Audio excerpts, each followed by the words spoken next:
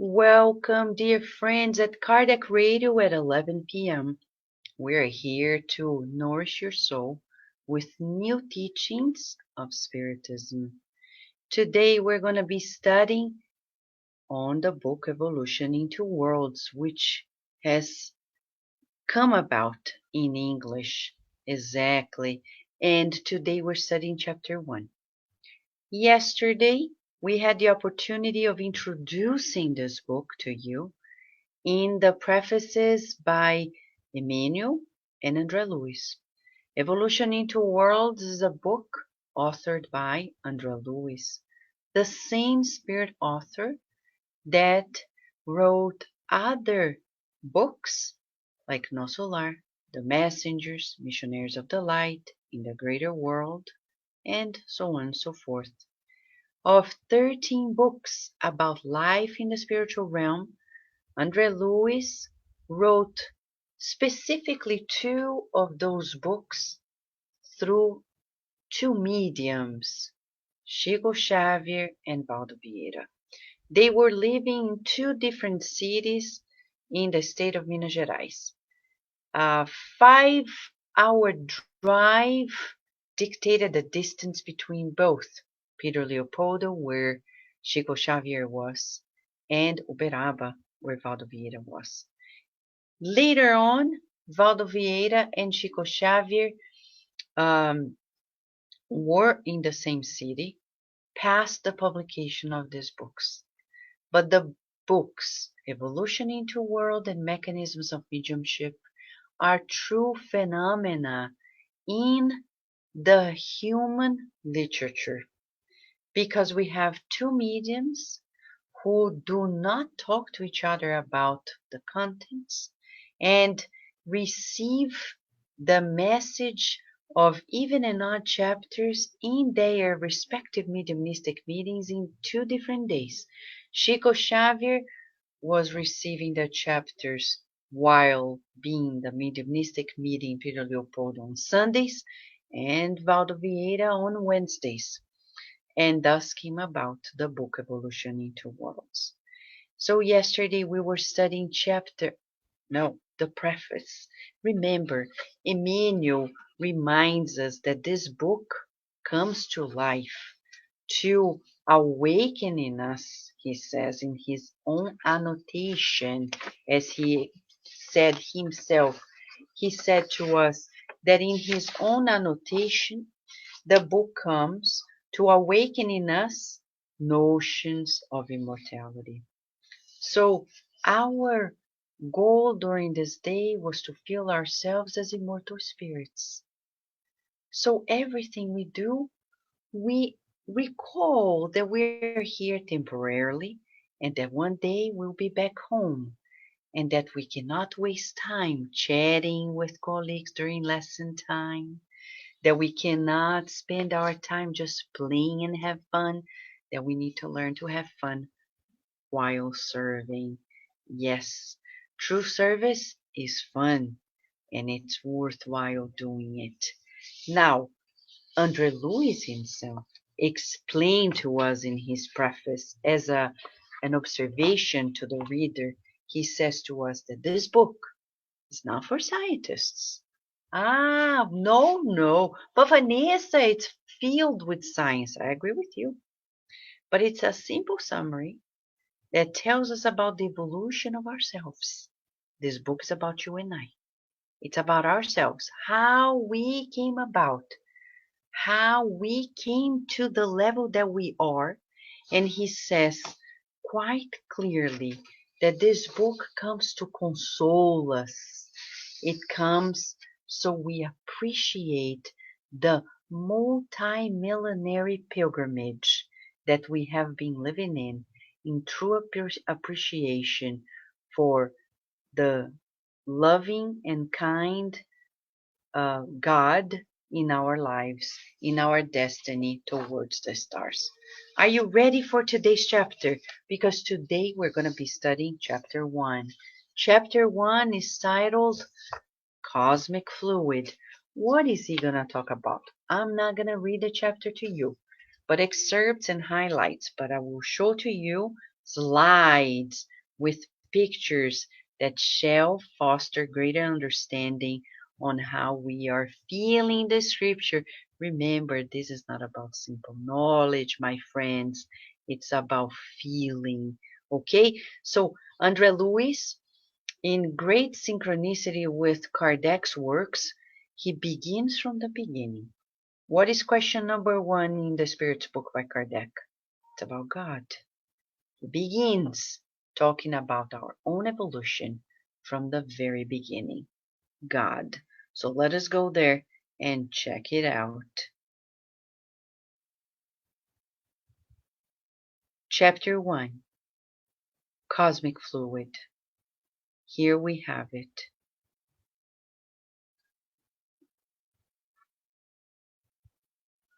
In this cosmic fluid, we're going to be starting with the divine plasma, followed by co-creation in a greater plane, stellar empires, our galaxy, atomic forces, light and heat, co-creation in a lesser plane. He begins by telling us about the divine plasma. Like you're seeing this movable picture, the cosmic fluid is the divine plasma, the Creator's breath, or the nervous force of the All-Wise. In that primordial element, constellations and suns, worlds, and beings vibrate and live like fish in the ocean. Wow. We should stop. No, we have to stop to meditate about this, right? So let us meditate a little bit about what we're seeing here. He's talking about the fact that we, the divine plasma, we are here, and let me share with you here the screen. The divine plasma here with us, what it is. The cosmic fluid is the divine plasma, the Creator's breath. And he says to us that we are like fish in the ocean being this divine plasma, the cosmic fluid. So we live within without being part of God. That's the difference between the Spiritist thought and the thought of our philosophies that think that we are part of God in the sense that we are gods in the very sense of the word. No, of the word, we're not. That doesn't make any sense because we're mutable. God is not. We're changeable. God is not. But we are immersed in the emanation of God. How does that happen? We don't know yet, but we know we do. So there is this emanation, the divine emanation, and we live in this divine emanation like fish in the ocean, in that primordial element. So he gives us several different expressions and terms to make sure that we understand the concept of the cosmic fluid. He says cosmic fluid, divine plasma, Creator's breath, nervous force, primordial element. In one paragraph he said 1, 2, 3, 4, 5 synonyms to explain to us so we make sure that we feel it. Do you feel you are immersed in this divine plasma? To give us an idea, think about in an analogy, the baby in the womb of the mother and the umbilical connection with the mother. The mother being God and the child being us. We are immersed in that very body, okay? So for us, it's about feeling it. I think André Luiz is not telling us this just out of knowledge. As he said in the preface, he is facilitating our feeling. Can you feel it? Can you feel yourself? Close your eyes. Like God being the ocean, the divine breath of God, and we immersed in that emanation, immersed in the emanation of God. The baby is not the mother. The mother is not the baby. Right? We are not God. God is not us. But we are divine. And we are immersed in the emanation of God, the cosmic fluid, the divine plasma. Do you remember when we studied chapter 1 of the book, the Spirit's book by Kardec? When he talks about the elements of the universe, and he says, there are two main elements, the material principle, the spiritual principle. Connecting them, the fluid, the cosmic fluid. And many people are lost, like, well, if there are only two elements, what is this cosmic fluid? Well, cosmic fluid is the very emanation of God. The divine plasma that André Luiz is telling us today. Okay? So he's talking about the beginning of all things. And later, so let us go back to the slides. And I hope you are seeing, because I'm now going to show a new slide. If you're not seeing this, please type it in here and let me know if you cannot see it. Hopefully, you will.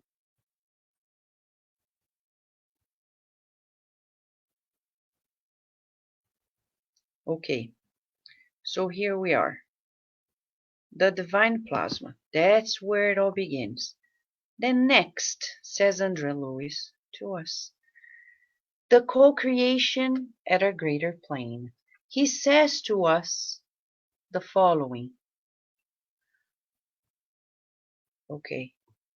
In this original substance, the divine plasma, under the influx of the Supreme Lord himself, divine intelligences operate aggregated to him in the process of indestructible communion. Wow. These are the great devas in the Hindu theology, or the archangels of the interpretation of various religious temples. They draw from this spiritual breath the barns of energy with which they build the systems of immensity in service of co-creation at a greater plane, according with the designs of the All-Merciful that makes them guiding agents of the excelsior creation. And he explains, these glorious energy intelligences take the divine plasma and convert it in cosmic habitations of multiple expressions. These habitations last for millennia and millennia, but they wear out and are finally transformed once the created spirit can form and co-create. But only God is the creator of all eternity. So here we have André Luiz explaining to us that as we evolve to higher levels, he's going to say here to us, divine intelligences are in such communion that they take this primordial element, this creator's breath, this divine plasma, this cosmic fluid, and create planets, cosmic habitations of multiple expressions, he says.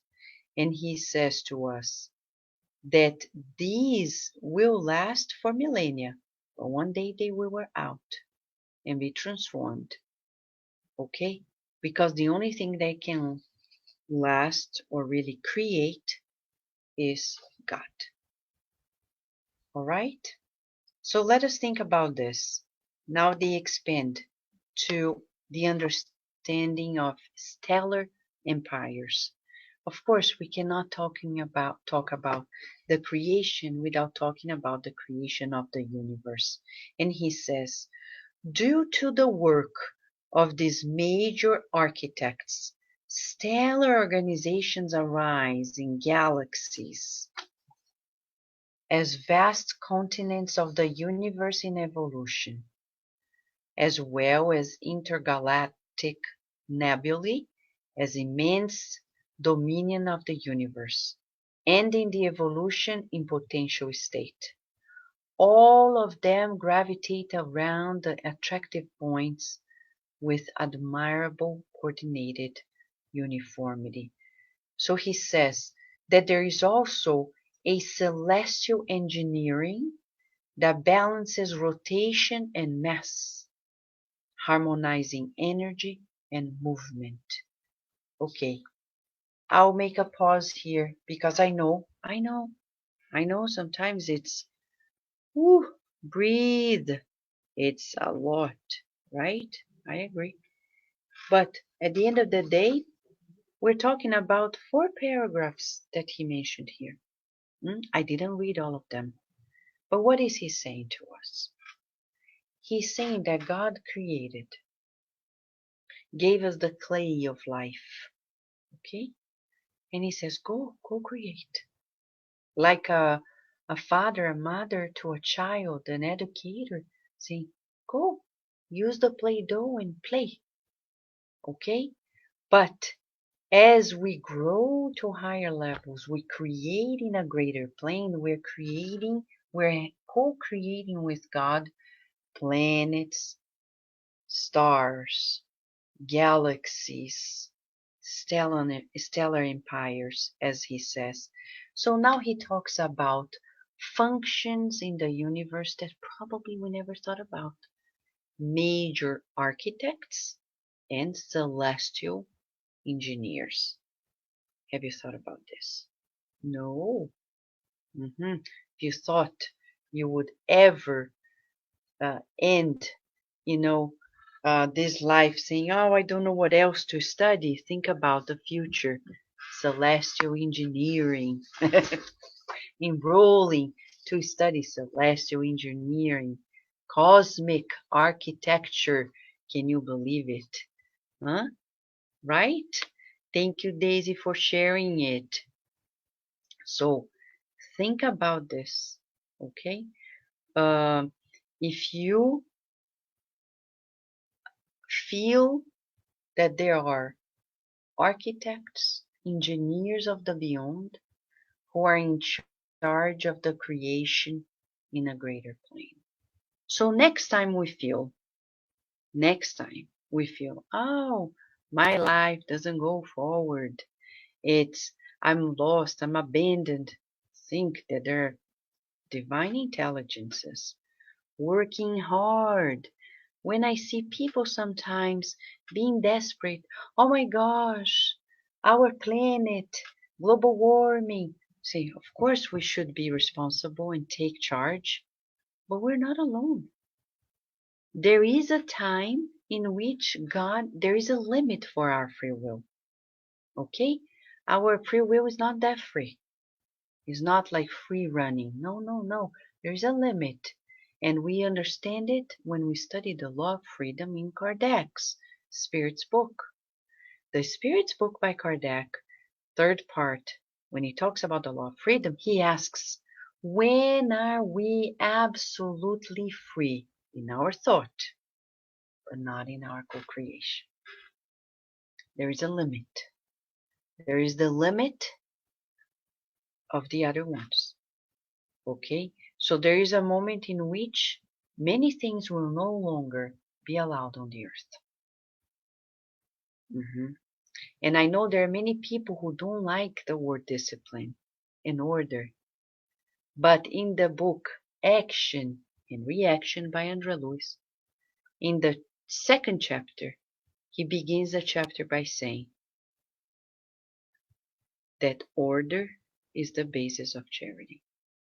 So many people who think that to be loving and kind is to be in anarchy, in free reign, they are not playing the laws of God. Everything is under a law. I don't think there is democracy in the universe. There is what we call theocracy. God rules. And God rules with love. So democracy is an invention of the human mind on earth because it actually doesn't exist. And we're not talking about politics. We're just saying that we need to love our duties. To be dutiful is something that is saying in the gospel according to Spiritism.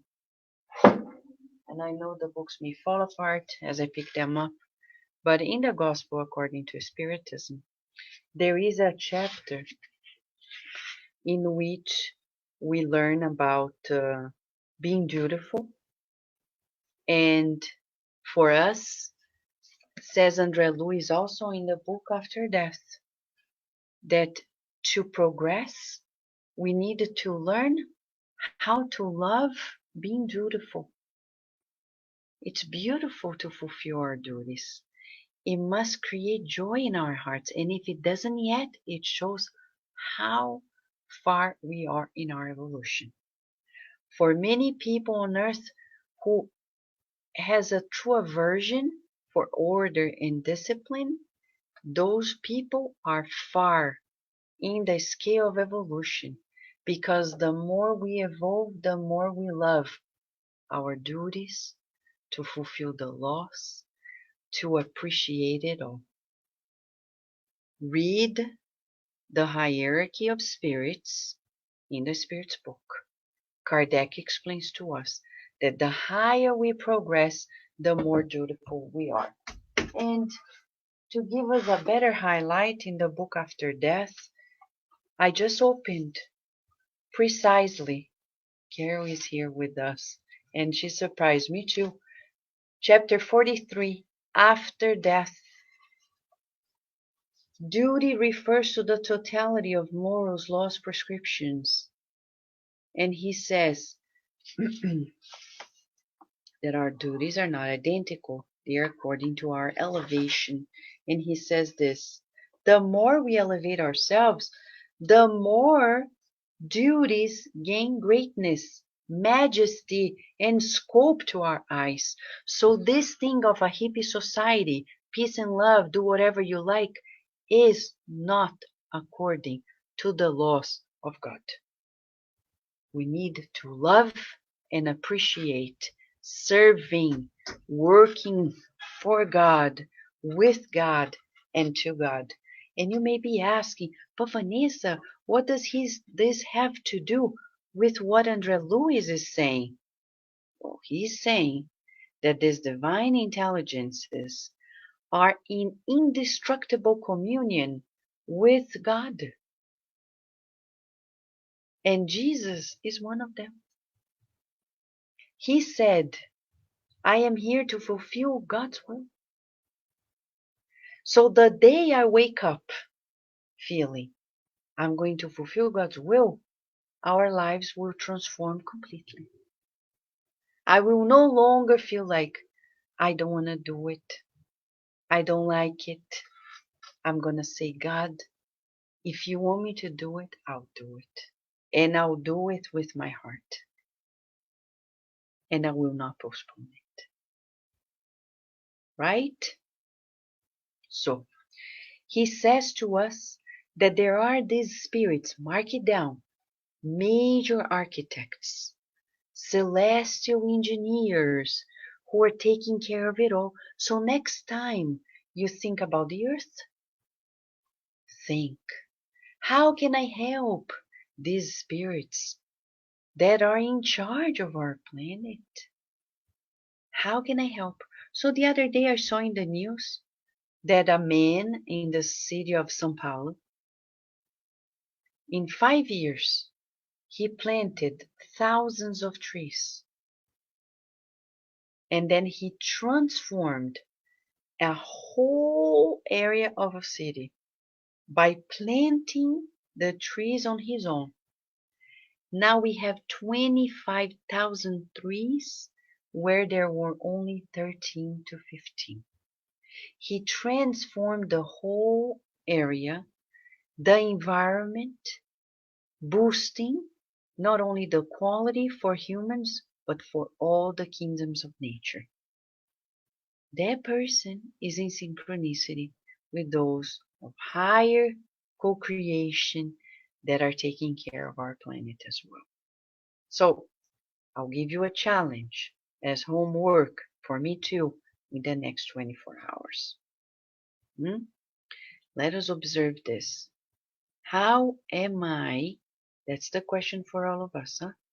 How am I in synchronicity with the good and loving architects and engineer of the beyond regarding our planet? Let us meditate on our recycling. Let us meditate on how we are helping with the mental pollution, our our co-responsibility. Let us think about how we can engage in being more environmentally friendly in all of our actions. Shall we? That's a challenge for all of us. Thinking of the higher spirits that are working day in, day out, and they count on us to partake in this journey. Shall we, friends?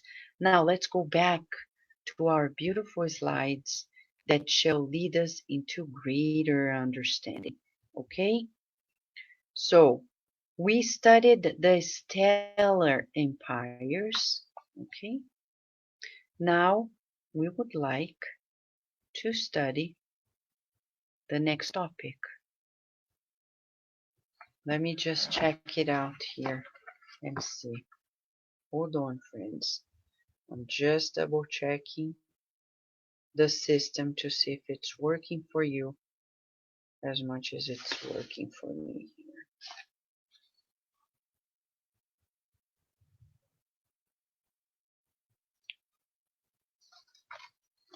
All right, wait a second. Let's check it out.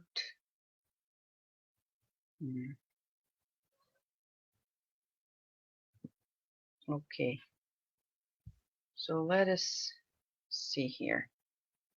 We're going to study right now. No, no, he went back. As Daisy said, he went back. So let me, okay. It's about our galaxy now. And I hope you can see it. I don't know why it's not showing. It is now. It's showing to you, right? Hopefully it will show to you. Okay, let's check it out. It's about our galaxy. Now Andre Luis is going to talk to us about our galaxy as a city. He says, so we can somehow form an idea about the inconceivable magnitude of creation. We compare our galaxy. Let's see what happened here. We compare our galaxy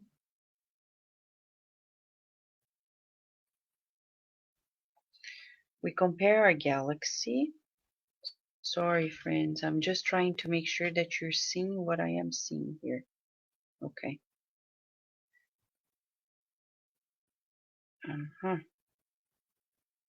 Our galaxy as a city. Using far-reaching instruments from our study room, we realize that our home is not the most humble, but innumerable others outperform its expressions of magnitude and beauty. He says something else. Taking the sun and the world as neighboring apartments of our building, we recognize that around there appear other buildings in all directions. And he says, and there are other buildings that are much bigger, as if they were palaces and skyscrapers, as the galaxy of Betelgeuse, okay, in the district of Orion, Canopus, and I'm just showing to you NASA pictures of what they are, in the region of Argo Navis, Arcturus, another one, and then you can see how big it is compared to our sun. It's enormous, ginormous. Antares, in the heart of Scorpion, as you can see here, okay? Take a look and you see, right? Thank you, Daisy, thank you. So it shows to us our sun, how tiny, an orange star, Arcturus, the Antares as the red giant. So here we have these comparisons, and he says, there are millions of homes, and Andrea Lewis is just giving us a measure about where we are in the universe. As important as we are, there is so much more. And that's a good exercise in humility. The more we study about the universe, life, we have a better feeling about ourselves and the greatness of God. Some people ask me, Vanessa, how do I practice humility? I say, I am learning. I am learning, so I cannot give you a final answer. But as far as the spirits tell us, if we observe nature, we're going to more easily practice humility and feel the proof of God's creation, okay? As in it's stated in the Spirit's book. Now, inevitably, as he talks about the macro, he's talking he's talking about the micro. Now he goes to the microscopic forces, not even microscopic because they are so tiny. He talks about atomic forces. And of course, nowadays we talk about subatomic forces, but this is not outdated at all because he talks about it in some way and form. And he says here to us, before I go over what's in your slide, I want to say what Andrea Lewis repeats to us. All this wealth of plasma, let us observe the word he uses. Wealth of plasma, abundance, okay?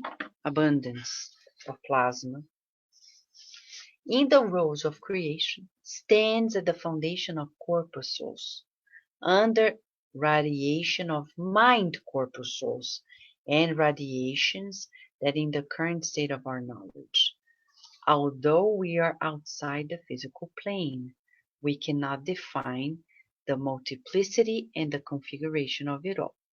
So he cannot explain other details but to tell us that under the guidance of superior intelligences, atoms foregather in immense beehives. Under spiritually directed pressure of electromagnetic waves, intra-atomic spatial areas are controllably reduced without losing motion, so they become dense nuclear mass from which are sculpted planets in whose bosom celestial monads find appropriate cradle for development. Mamma Mia, what is he talking about? He's talking about us. Yes, he's talking about the evolution of the spirit. And he talks about the divine agents in the next paragraph, saying guidelines that were given by the divine agents, creating celestial dwellings for these just born spiritual principles. When he says here celestial monads, he's talking about the spiritual principle. Okay? Do we have babysitters? That's what he's talking about. He's saying that you and I were created with so much love, superior intelligences guided by God, planning and helping God since the first steps, way before we were humans. Way before. Okay? Way before. And creating cradles for our development and controlling temperature, pressure, and everything else. So how can we dare to feel alone and abandoned and put aside, and we no longer can feel this way? That's why André Luiz said that this book comes to us as an opportunity to be consoled. Think about these divine agents, the superior intelligences that are taking care of everything. Just to give us more understanding of it all, he talks about light and heat. Light and heat. Okay? And he says, the worlds or fields of soul development. Pause. You're going to say, no, Vanessa, don't pause now. I will pause. I will pause. Because now he talks about something that is unprecedented. The world is a field of soul development. So this house that we call planet Earth was created for us, for our development. How can we be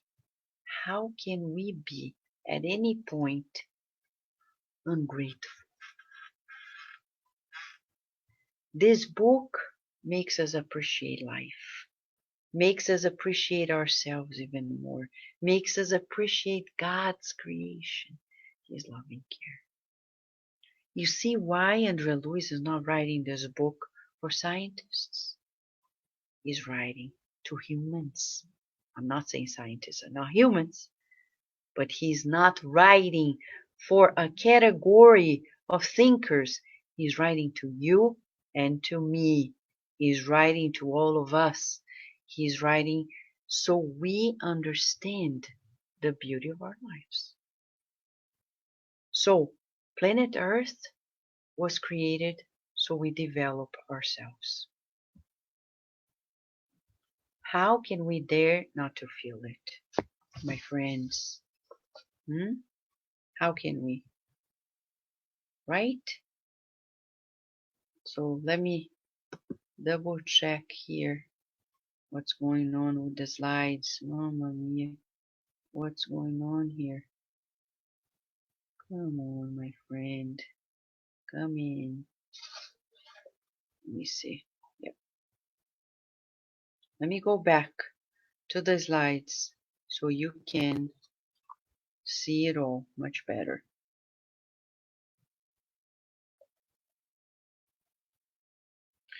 So he says the worlds or fields of soul development with its various tracks of varied expression of vibration, and to the influx of the spiritual tutors.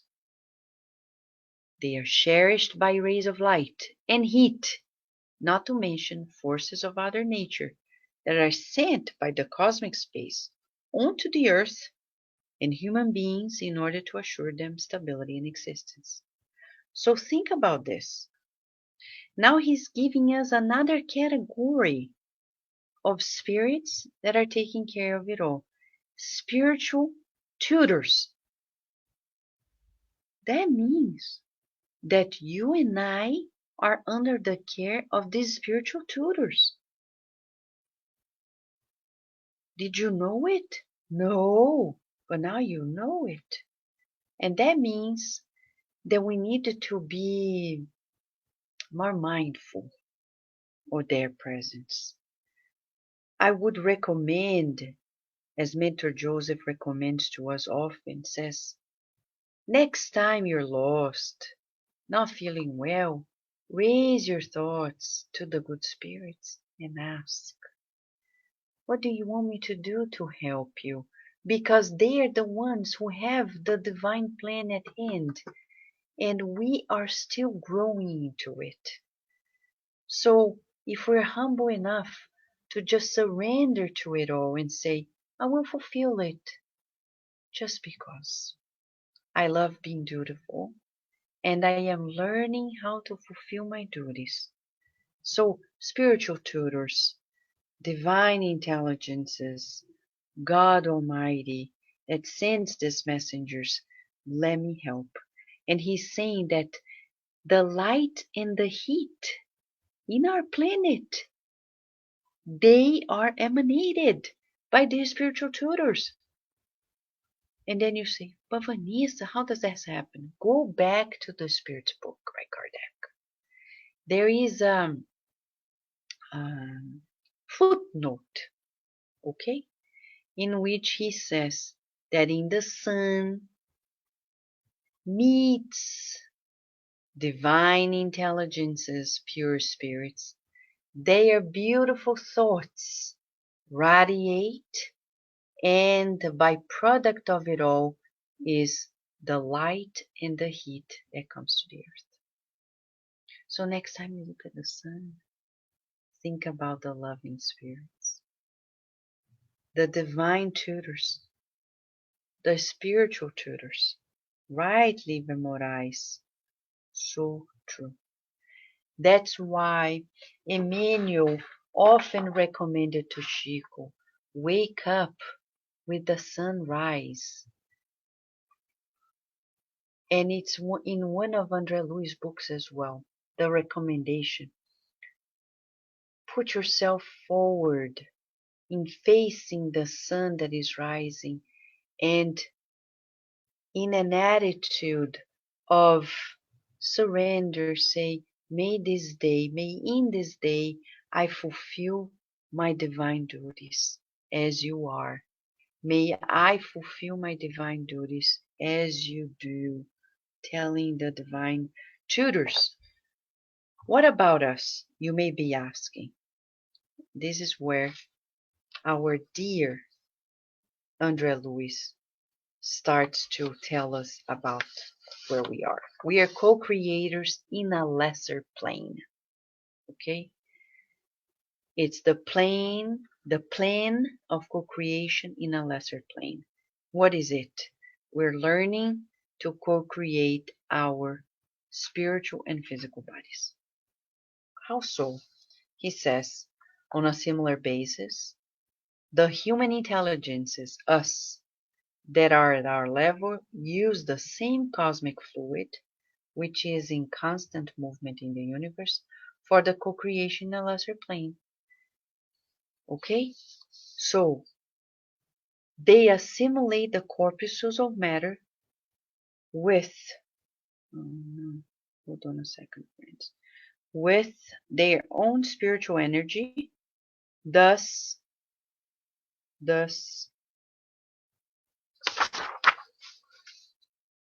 okay, hold on, forming the physio-psychosomatic. Okay?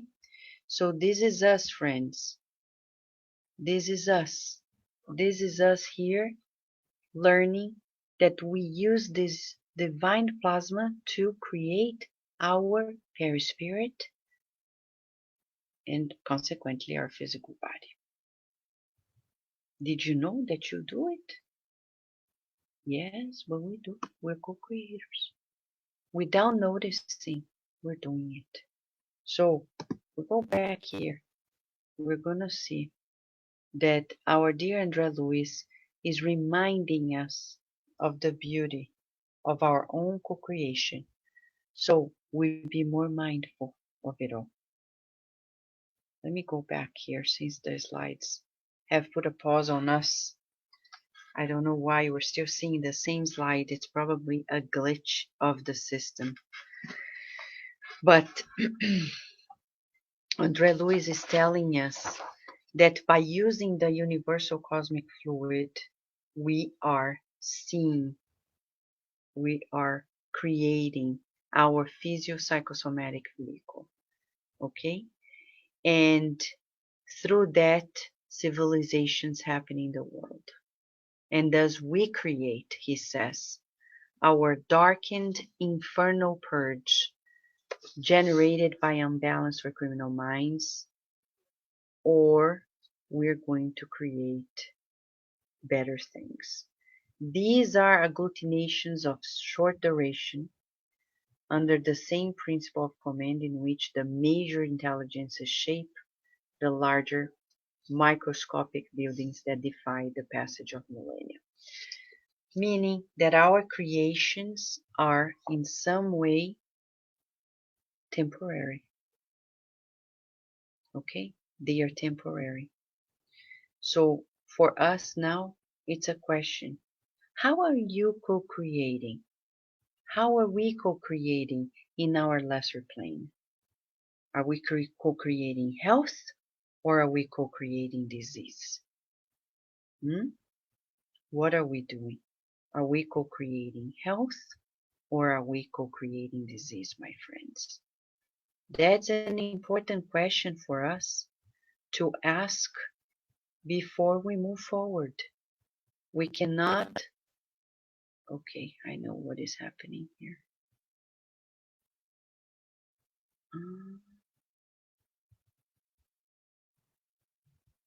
Okay, I figured out probably. That's what it is. Okay, hopefully.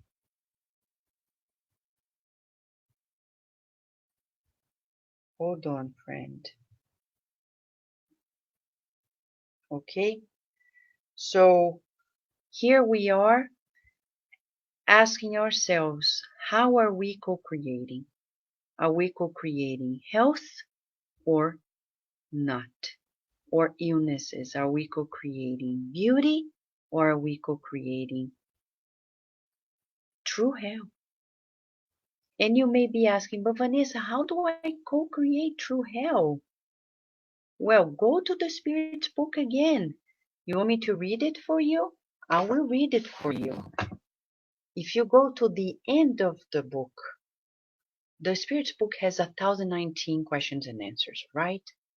If you go to the very last chapter, the last questions, it talks about the definition of heaven and hell and purgatory. So let me go there to give you a precise answer of what it says. It starts in question and answer 1012 and it goes on and goes hand in hand with what we're saying, because he says here that we create with our minds the happiness or unhappiness, okay, that we are envisioning. And then later, the purgatory, and later on, the hell. So let me get to you. Hell. I know nobody wants to talk about hell, but we want to talk about it. So, hell. Hell may be translated. This is answering question 1014 in the Spirit's book. Hell may be translated as meaning a life of extremely painful trials, with the uncertainty that it will ever end.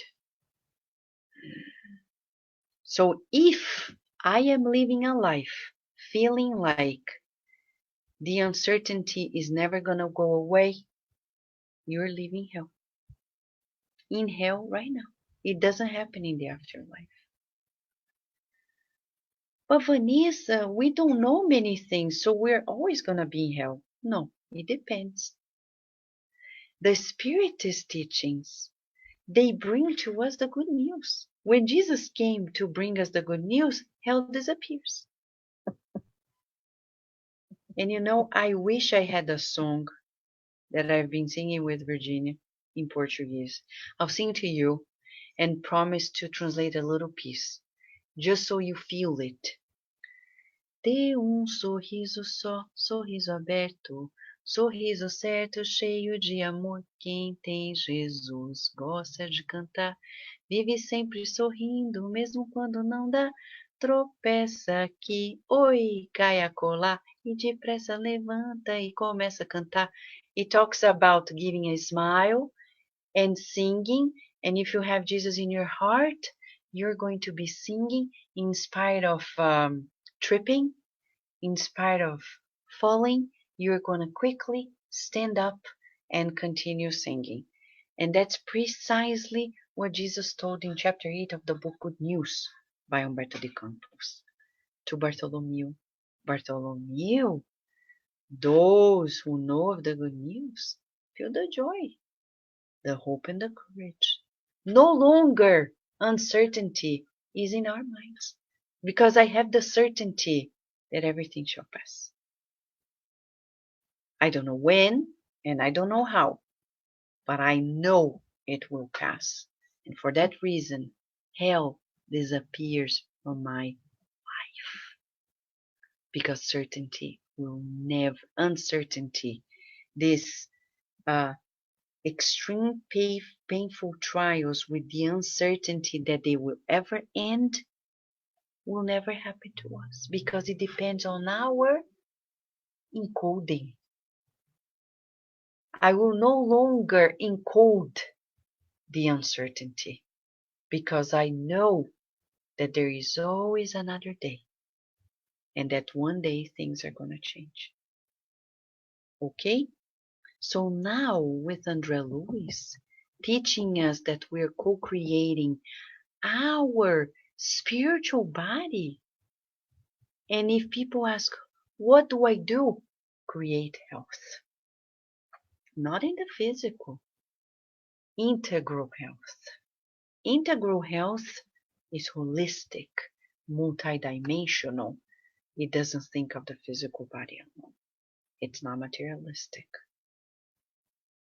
There are many people who are so materialistic that they only think about being healthy in the physical. It's a waste, because if you go deep to the mind, you're healing multidimensionally. That doesn't mean you're not going to eat well, you're not going to do hygiene, you're not going to exercise. We will, but that's not the end point of it all. It's just the means. And next time you go to the gym, work out your mind. Because many people, you know why many people don't want to go to the gym? They don't want to work out because they dissociate. They don't know what to do with the mind. And they keep thinking negatively. Next time you go to the gym, do affirmations, listen to positive things, and then mind and body are in synchronicity, and share with the new. Maybe one day somebody is going to start what we call affirmative exercises. Affirmative workout. I do weightlifting with affirmations, singing positive things, and then we will exercise, right? So now we know that we are co-creators at a lesser plane. We are co-creating our physio-psychosomatic body, which is our perispirit. We use this divine plasma to mold it. So we need to feel it. Are you feeling it? Yes. So one more information and we're going to wrap up for today, okay? The last information André Luiz gives in this chapter. He says to us,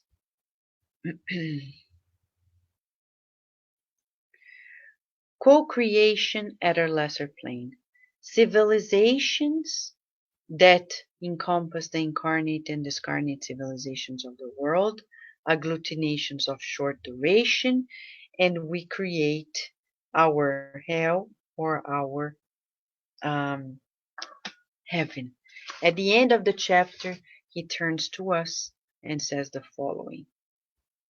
Final words. we must point out that in essence, all matter is energy made visible, and that all energy originally is divine force.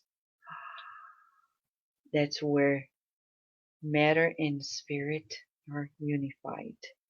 That we appropriate to bring our purposes to the purposes of the creation, whose laws keep us and honor the done goodness, while obliging us to transform the evil of our own authorship into the goodness that we must carry on, because the wellness of all is its eternal principle.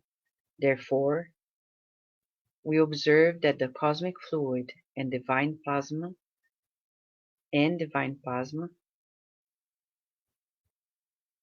is the force of God in which we all live in a variety of angles of nature. This is the reason why it has been well said, "In God we move and exist," said Paul of Tarsus in Acts chapter 17, verse 28. So he quotes Paul of Tarsus, reminding us that we live in God and exist in God. My friends, feel the embrace of God. Huh? Smile, sing, be happy, be beautiful. Let us all do it. Tomorrow when we come back, we're going to be studying here, okay? We're going to be studying the very part of chapter 2, which is all about the spiritual body.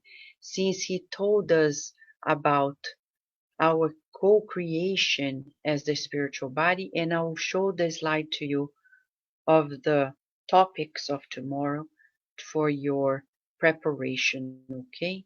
So let me share the screen and show the final slide as the preparation for tomorrow. He says to us that we're going to study the portrait of the spiritual body, the vital centers, the crown chakra, the mental structure of the cells, the vital centers in the cells, the externalization of the vital centers, and the spiritual body after death. He's going to talk about spiritual surgeries that happen as we sleep. As we sleep. Okay? Talking about sleep, if you're going to sleep, have a beautiful night. If you're going to continue your day and listen to this on demand, continue your day knowing you're a co-creator, and let us co-create with love and surrender to this divine mind that gives us so much, the divine plasma. Shall we, friends?